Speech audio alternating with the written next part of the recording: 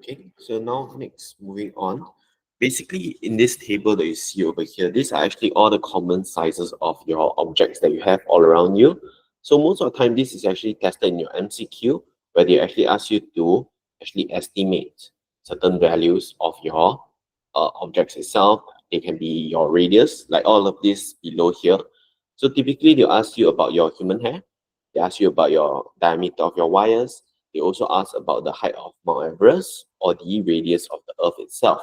Now, there's a few ways that they can actually twist this question, is that they actually ask you, maybe they can ask you about your cross-sectional area instead. So for a wire itself, we'll typically use pi r squared, if that's the case. Okay, so you need to take note, sometimes you need to convert your diameter to radius. Radius is half your diameter. And sometimes they won't use radius, sometimes they will ask you about diameter itself. So the thing is, for the diameter of Earth, if you look at the power, it's normally 10 to the power 6, 10 to the power 3, this is -4, -3. Now, take note, all of these are in terms of meters, okay? But there is one exception here. Just take note, for radius of the Earth, if you're using the diameter itself, it will be 1 point something times 10 to the power 7 instead, if you're finding diameter for the Earth itself. Just because when you 6, when you times 2, you get 12. 12 is no longer standard form, so we will actually change it to 1.2 something, which is roughly, hang on, 1.28 if you continue to use 3SF. Okay, so it'll be in this format itself, so you need to be very, very careful of all of this. You need to minimally know that, okay, oh, human hair, what's the thickness and all that. Now, if during exam, if you ever forget, try to make use of what is in your stationery or even yourself, because human hair itself, if you think about it, human hair is definitely smaller than 0.1 cm. Now, what is 0.1 cm? If you think about it, 0.1 cm, if you change it to meters, we will times 10 to the power -2, right? So we actually end up with 0.001 meters. If you change it to standard form, it is 1, 2, 3 -3 meters. So the thing is, your hair is even smaller than this, which means that your hair must be smaller than this number. So what is smaller than this number? We basically just drop one number itself, and you'll see that you actually have 10 to the power -4. Okay, so if you think about it, basically you just make full use of what you have in front of you. Unfortunately for you, for the bigger radiuses, I'll say you have to try your best to go and memorize it. Just take note, even though mountains are very, very tall, they are not that tall. Okay, because vertically, the Earth isn't as big as you think. It is just the diameter itself that is slightly bigger. So just take note, it's 3 to the power 3 to the power 6. Okay, so just remember this one.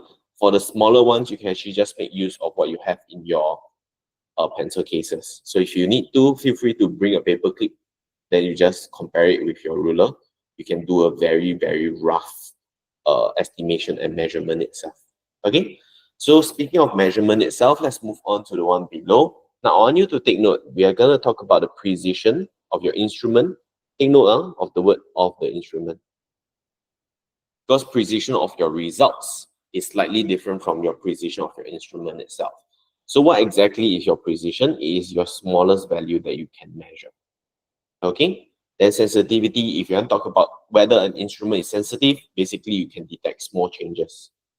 That's what your sensitivity means. Okay, so for the most common one, first thing, when we are measuring your length itself, we have 4 different devices just to measure length.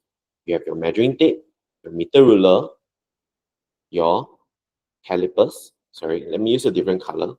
Okay, measuring tape, meter ruler, your calipers, your micrometer, and whether they are digital or non-digital.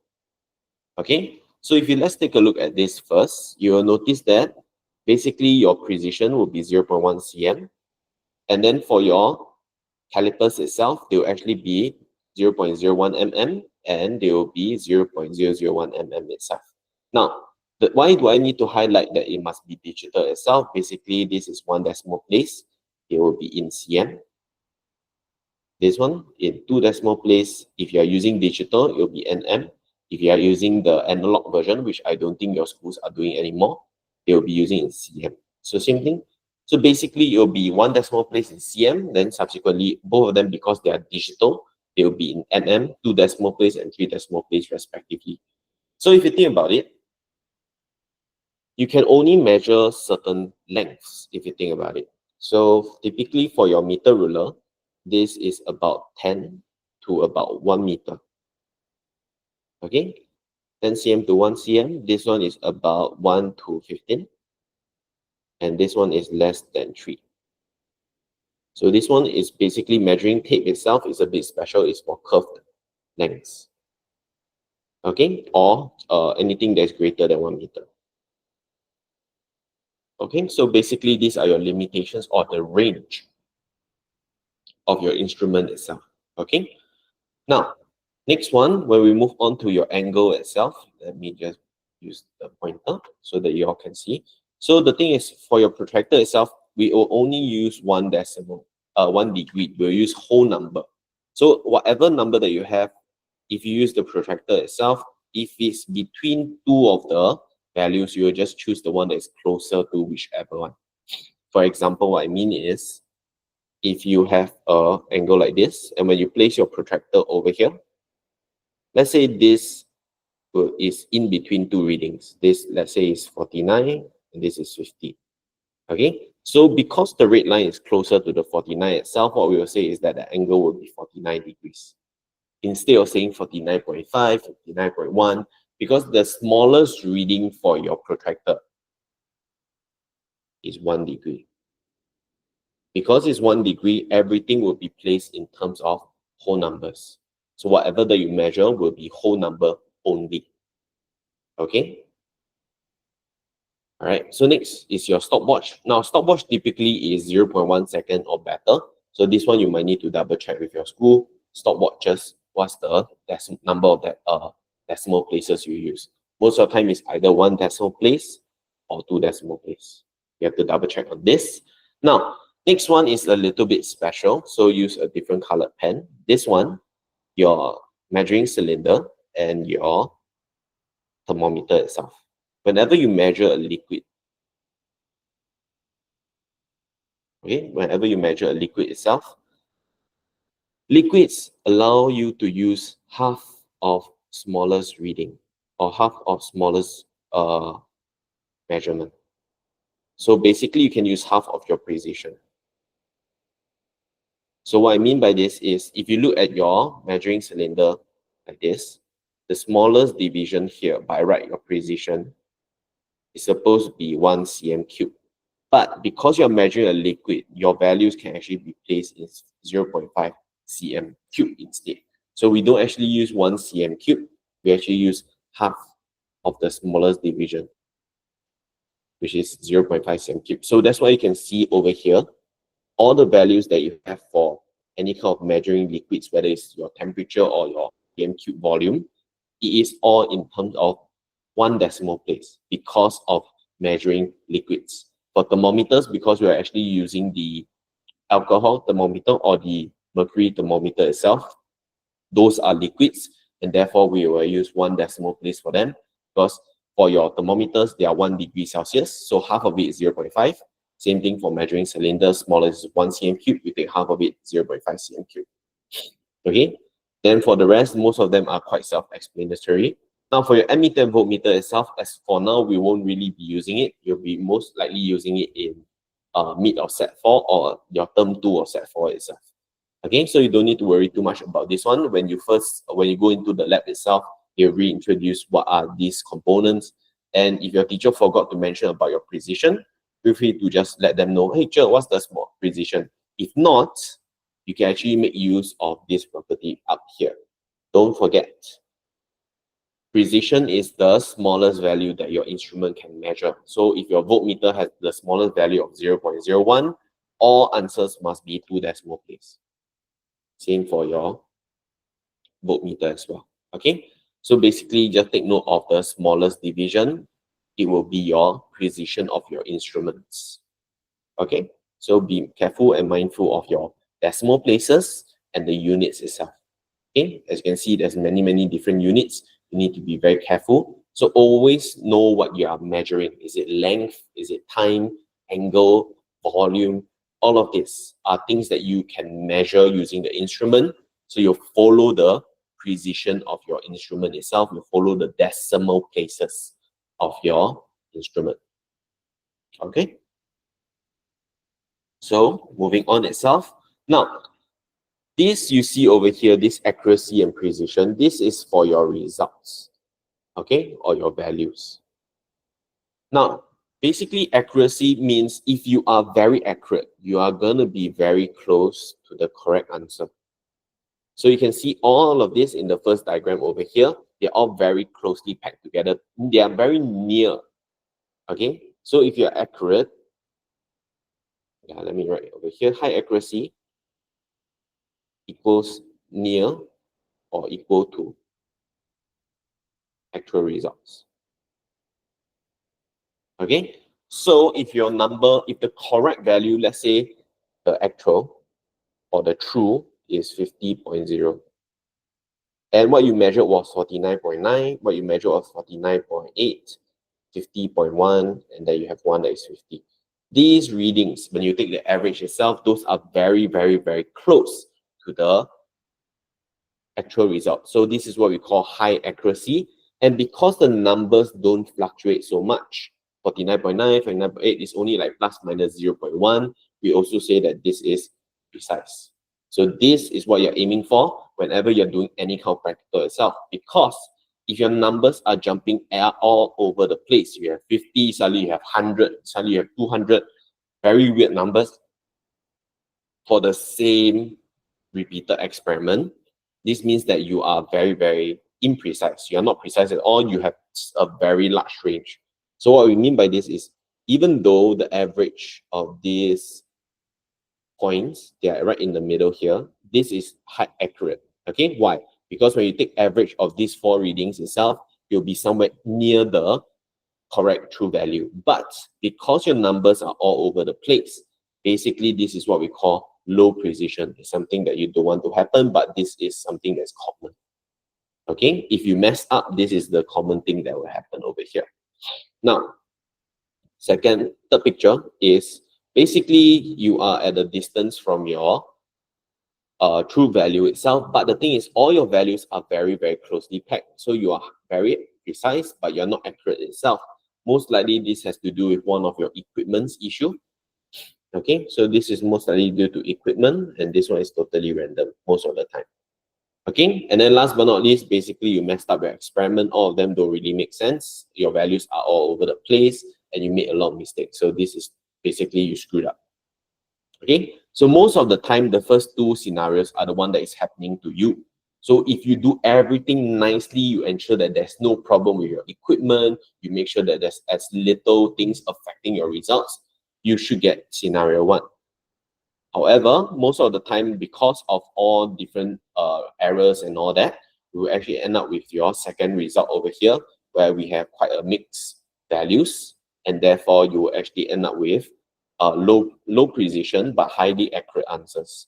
Okay, but if you have the third case, most likely is you use one of your instruments wrongly or your equipment wrongly for all of the readings. That's why it differs from your actual result. So why do we have different accuracy? Why do we have different precision itself? It is because of your errors. Now, errors are split into two types. You have your systematic and your random errors itself. Now, the thing is, systematic errors is actually due to your equipment or wrong use of equipment. So basically, you handled the equipment wrongly and you repeated the same mistake for the entire experiment. So the problem is, for systematic errors, you cannot reduce the errors. The errors are this scenario over here, this one, this particular error. So no matter what you do, there will always be a significant error. No matter how many times you repeat it, you'll always be at a fixed position away from your actual result because of this systematic error. So the thing is, systematic errors can be avoided. It is due to user error. Okay, so this is either so basically wrong equipment use, or you can say user error. Okay, so either it's spoiled equipment or you're not doing it properly, your user error and stuff like that. So do take note. Even though we say all of these are errors itself, we cannot use them for sources of error. Hang on, sorry, forgot. Okay, my bad. Okay, so because of this, we cannot use them for sources of error itself, because these are things that you should have done. These are things that you should have done as a precaution. Okay, so hang on, precautions. So these are things that all of you should have avoided.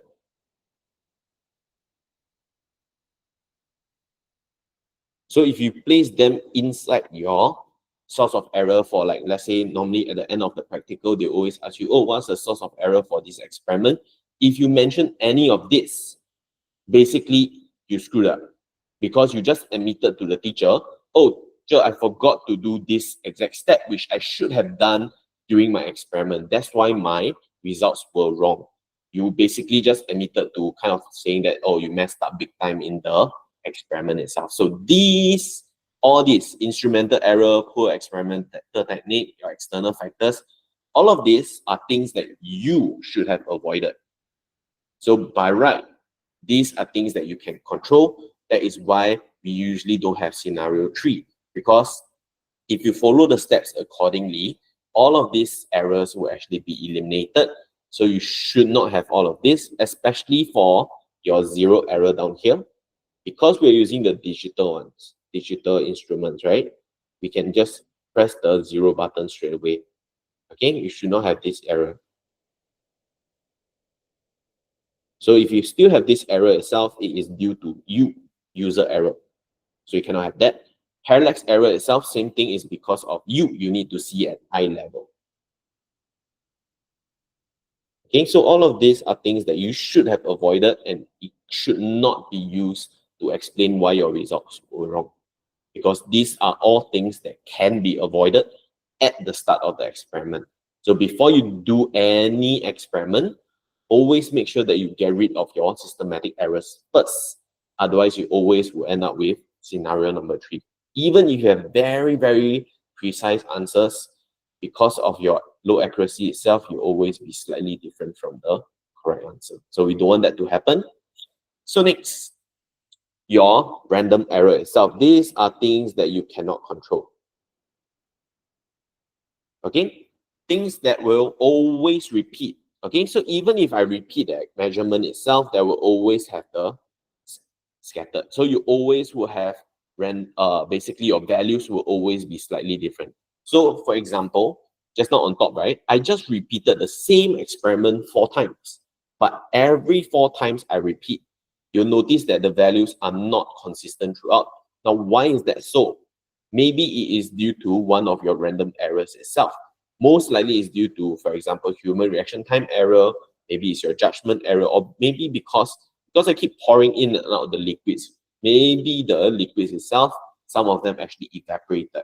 So because of that, my volume of water will actually be affected. Those are all random errors, things that you can't really control, but we can reduce them by repeating experiment and taking average itself. So you can take note, all of this basically affect how spread or what's the range of your results. That's why by taking the average, you can see that we can still get a highly accurate result in scenario number 2 over here. So no matter what, high accuracy is something that we want to do. So take note of all of this itself. Now, human reaction time error itself is one of the key things, but some schools don't actually accept human reaction time error. And this one is actually a prejudgment. Because sometimes when you look at, for example, a pendulum that is swinging, sometimes it's actually very hard to determine when does it stop. Okay?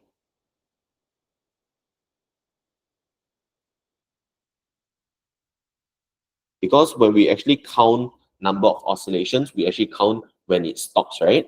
So the thing is, because of our eyes and our judgment itself. Sometimes we count it faster, sometimes we count it slower. So because of this, there will always be some form of random error, things that we cannot control.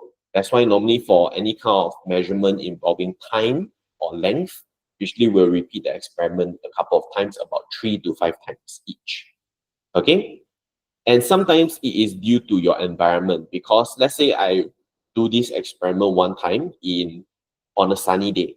Okay? And then on the second repeated experiment, I do it on a windy day, or I do it on a rainy day, and etc. etc. So basically, with different conditions like your temperature, your pressure, whether my indoor fans are on and stuff like that, whether I'm breathing through a mask, all of this will slightly affect all your values, and therefore they are considered to be random. And some of them is, especially when we are dealing with wires itself, sometimes you bend the wire, there's a few notches. So for example, your wires, some look like this, some go up and down. So because of this, sometimes the wire itself is not constant or consistent throughout. So because of this, those are things that you should, those are things that are random. It's not something that you can actually control. Okay, so these, including some other specific parts, are all your sources of error, things that is causing your results to be wrong. Okay, now, so the thing is, if all of these random and systematic errors are all causing problem to all of my results, how do you know if the value is accepted? So the thing is, as long as, okay, it is within plus minus 10% of your value, this is what you measured, this is what you calculated. So this is considered to be the, this is the true value. Okay, then we will accept it. So basically, whatever that you measured or during your experiment, this, as long as the number is within the calculated value, you will still be accepted. So in this case, you can see over here, I actually got 18.7, but my calculated value was 0. So the percentage error is negative 6.5. I am still within the range of the 10%. So what this means is, yes, my answer is still technically correct, and therefore I don't need to, so my answer is correct. The school will accept my answer. Now, why do we need to take note of this? Because recently, I actually seen a lot of practicals, they actually ask this at the end of the question. So they actually ask you to measure it, and then they give you the real value, or they ask you to calculate it using a formula. Then they will ask you, is your results accepted? Explain why, yes or no. So if your values are more than 10%, you need to say that it's not accepted, because it's now, the difference is now greater than 10% of your calculated value. So the plus minus 10%, you're more than 110%, you're less than 90%. If your range is within, then say yes, it is still accepted, because you are still within the 10% acceptable range. Okay, so with that, do take note of all your practical. So practical experiment itself in the labs, they require more detailed and precise answering. So a lot of you, especially when you all just move on to set 3, you all will probably face a lot of trouble. Oh, I need to write so much words, need to write so much thing, but presentation is king. You need to be very, very mindful, because if you don't actually write all your length equals to what, area equals to what, you will notice that you will tend to make a lot of careless mistakes. So to avoid this at the very start, try to always label all your things clearly and make it a good habit, so that it makes your life easier. It also makes the marker's life easier. So they will be happier to mark your results and give you the marks. Okay.